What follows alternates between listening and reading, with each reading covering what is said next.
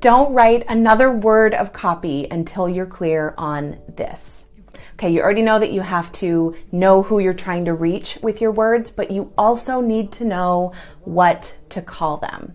I'm going to share a little cautionary tale about what can go wrong when you don't prioritize this piece of your communication, and be sure to stick around to the end. I'll share some quick tips on how you can find this information fast. If you're new here, hi, I'm Michaela Bucchianeri, psychologist turned copy coach, and I help you bring more of your in-person magic to your online presence, attracting dream clients with words that connect. So if that sounds good to you, please subscribe for new videos each week. So a while back, I was chatting with a group of other business owners, and one member of the group, who runs a service-based business supporting other business owners, was airing some frustration about the fact that her programs and courses were underperforming relative to what she'd projected and hoped. And as we were talking, she happened to mention that she'd built all of the messaging for her programs around the word entrepreneur and the fact that she supports entrepreneurs in growing their businesses. And she went on to say that a point of frustration for her was the fact that no one in her audience seemed to identify with that word entrepreneur. So of course, my ears perked up at that. And we asked, well, how have you handled this? And she said, I do my best to convince them, you are an entrepreneur. And she gave lots of examples of feedback that members of her audience, prospective clients, had given her directly, saying, I don't identify with the term entrepreneur. I don't see myself as an entrepreneur. But she said, I don't know what I can do to convince them they are entrepreneurs. She seemed to see it as an empowerment issue. She wanted to empower them to view themselves as entrepreneurs. Now, these members of her audience were running active businesses. They already were functioning as entrepreneurs. The issue was they did not identify with that term. And what was kind of funny is that as she's going on this little mini rant, those of us that are having the conversation, one by one, were kind of saying, well, I don't tend to identify with that word either. I don't really describe myself as an entrepreneur. We were giving her that feedback, and we're all business owners. We're all, in theory, part of the population she's trying to reach. So who was right? The business owner who was frustrated that her audience didn't identify with the word that she was using, or the people she was trying to reach who were giving her that feedback? Share your answer below. I really want to know. Am I so out of touch? No, it's the children who are wrong. So you can probably guess my answer. I say it's the people she was trying to reach. They're the ultimate authority on which words they identify with, which words resonate most. They're the ultimate authority on what they want to be called, which words resonate and connect for them, and which ones just don't.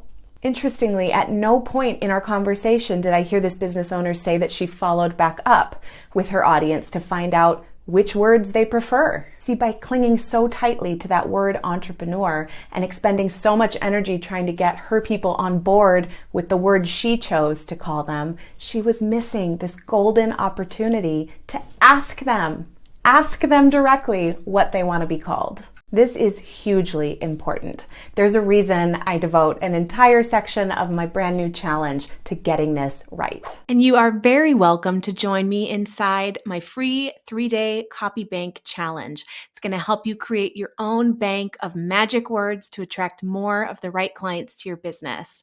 Alyssa says that creating a copy bank has forever changed the way I write.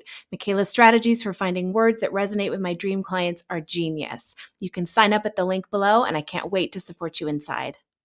We have got to nail this piece of our communication. First and foremost, it's the right thing to do. From the home pages of our sites to our social media captions, our people deserve to be addressed using words they identify with. And on a practical level, it's a must if we're going to reach them with our marketing at all. They've got to know that we're talking to them and feel that we honor and respect them, or else what's the point of any of it? So where do we find this info? Well, the easiest place to start is simply by paying attention. Take note of how your clients describe themselves. Be mindful of the thought leaders and other resources they're mentioning that they follow and that resonate with them. Then do a little digging on your own. What words and phrases are used there? Now, some of this is common sense. If I work with teenagers, for example, they're a lot more likely to identify with the word teens than young people or youths. But there can be nuance to this for sure, so it's worth doing some research on your own to really drill down to the words and phrases that work best. Youths. You can also just ask them directly, poll your followers on social media, write to your email subscribers and survey them. Check in with the clients you work with or the students in your programs. You can invite them to supply the terms they prefer, or you can present them with options and ask them to vote. And then you can dig a layer deeper and follow up with them with some thoughtful questions about why they prefer certain words over others. Sometimes a word might be too limiting, too narrow. I found this out early on in my business. After polling my audience in preparation for a course I was developing, I was surprised to learn that health and wellness professionals didn't capture all members of my audience of health and wellness business owners. And after some follow-up, I ended up naming my course Copy for Healers and Helpers. I would have never landed on that name on my own. But it was the choice that ended up speaking to the majority of my audience, so why wouldn't I use it? Other times a word's too broad. This is closely related to the problem of trying to speak to everyone, which we already know is just a recipe for bland copy that ends up reaching no one.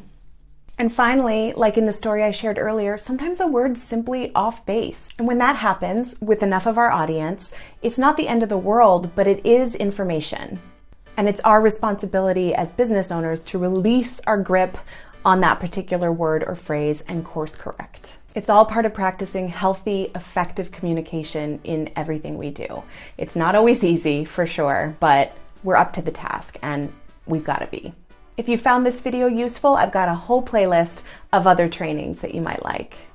And be sure to subscribe and hit the bell to be notified of new videos each week. Thanks so much for being here, and I'm cheering you on.